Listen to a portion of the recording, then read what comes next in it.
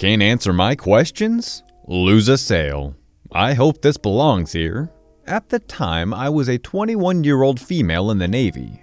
I was buying a car while on leave, way back in the mid-70s. My dad drove me to the closest city, since I didn't have a vehicle. My ancient car that had already gone through 3 family members had finally died. I had already gotten financing at my local small-town bank, who told me to just write it on a check, and they would finish the paperwork afterwards.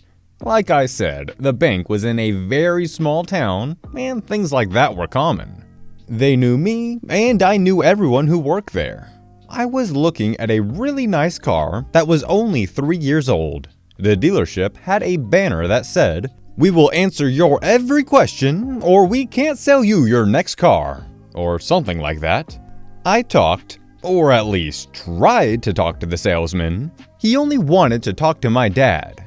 My dad kept telling him to talk to me. He tried to convince me that we needed to fill out the paperwork for financing, even though I told him it was already taken care of.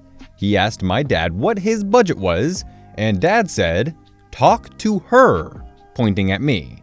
I was ready to walk away right then and there, but I really liked that car. We finally were ready for a test drive. I drove, the salesman in front with me, and my dad in the back.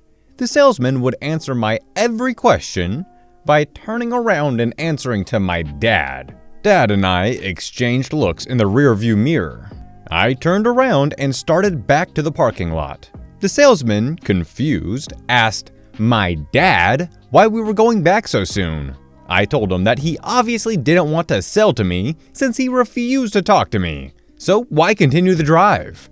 When we got back, he kept trying to talk to my dad and convince him to talk some sense to the little lady.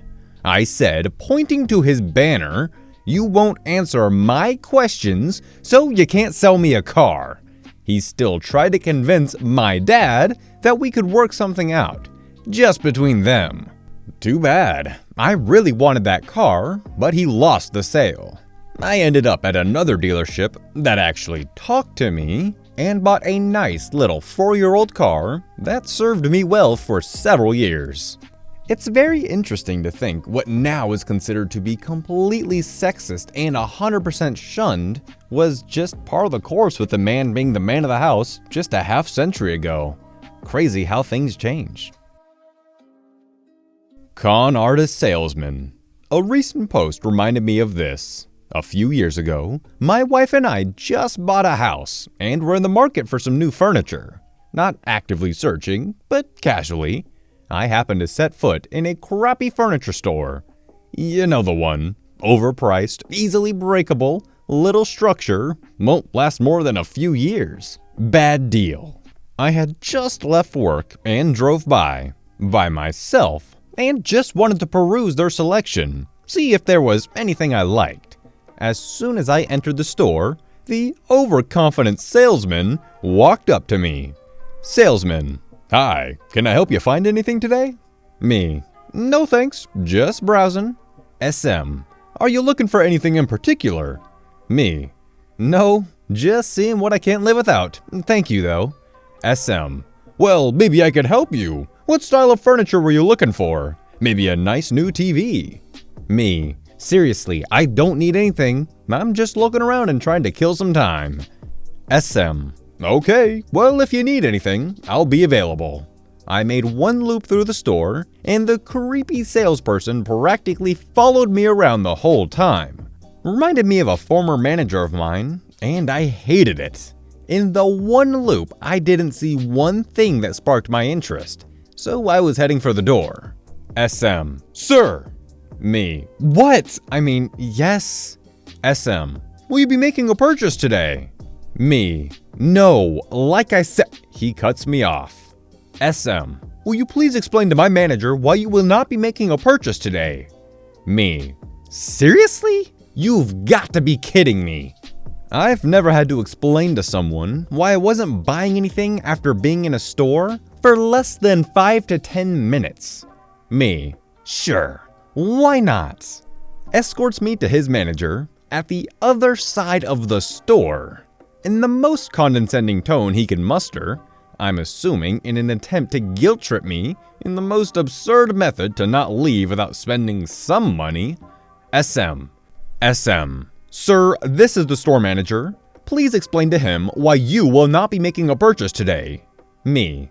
Certainly. Hi, manager. I'm not making a purchase at your store for multiple reasons. 1. I don't like any of the furniture you have here. 2. I was very clear I was only browsing. 3. Your associate has been harassing me since I walked in. 4. I clearly stated I was just looking and didn't need any help. If I needed some, I would have grabbed him. 5. Again, your stock is literal crap, and overpriced crap at that. And finally, 6. This nonsense of having to explain any of this to you is ridiculous. I will never set foot in this store, and will warn all my friends the same if this is your way of conducting business. Neither the sales associate or the manager were expecting that response. I stormed out furious. I was already annoyed with the salesman, but I understand it's his job. But having to explain myself to the manager for not buying anything?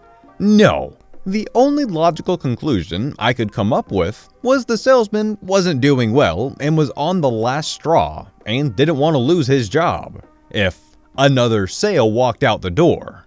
Regardless, I told the manager exactly how I felt, like I was asked to do. So there's no disputing that this salesman went about it the 100% wrong way of trying to get a sale, but at the same time, I know just how much they pressure you to get the sale, get all the add-ons that you can possibly get the credit cards signed up, so I know there are pressures for sure. You want me to do everything while you play on your phone? Okay. Hopefully this belongs here. After reading a lot of the stories here, it just hit me. I think I might have something here. Not sure if it's going to be long, but here goes. I worked as a first responder / medic here in our small city. I got around pretty quick since I've studied nursing back in college and was an easy fit since it correlates to my work now. Most of my coworkers are awesome, except for a handful, but I'll focus primarily on this one coworker who I will name Jane. We do shifting hours at work, the usual 6 a.m. to 2 p.m., 2 p.m. to 10 p.m., and 10 p.m. to 6 p.m. I'm going to assume they meant 6 a.m. Every shift, we are shuffled with different first responders, and for the second month of me working there, I was paired with Jane. Jane has been working there for a year or so, but heard rumors that she is lazy as a tub of lard sitting in the fridge. She just wants to play on her phone and goes home early as possible. Shifts with her are horrible, and that she is always bossing me around and asking me to do everything while she is on her phone. I told the bosses what she's been doing every day. They get the same complaints from coworkers and just waiting for an assessment from an even more higher up to decide if she needs to stay or go. So on a shift with her, on a not so busy day, we decided to grab something to eat. Jane, playing with her phone, instructs me to buy her food and places the money next to her, which is not within my arm's reach. I said, okay, and an idea hit me. Cue malicious compliance. I ordered our food, asked if we can have 2 separate bags, and took mine and left hers. Then we got a call that needs medical attention. We drove off, with Jane still glued to her phone. After the incident, nothing serious, but needed transportation to the hospital. We went back to the office. As I was unpacking my food, Jane asked me where her food was. I told her that I bought her food, but since she was bossy, I told her that she did not tell me to bring it to her or bring it with me. She went furious, as she was telling me we should go back to the food shop. By that time, the shop has already closed. She resorted to eating crackers to satisfy her hunger. Told the boss about her doings, told them everything that she's been doing to get paid, and our bosses told us that they are fed up with Jane and all her shenanigans. I had to ask our boss for a week off because I could not tolerate Jane's laziness. They complied. After a week of me being gone, they had the assessment of each member. I was not included because of the position that I am in, considered as a volunteer with allowance. And when they assessed Jane, they crushed her then and there and did not renew her contract. Jane was furious, but no one was siding with her, and she was blaming me because I was the noob and a smartass. If only you'd do your job, then we would not have this problem to begin with.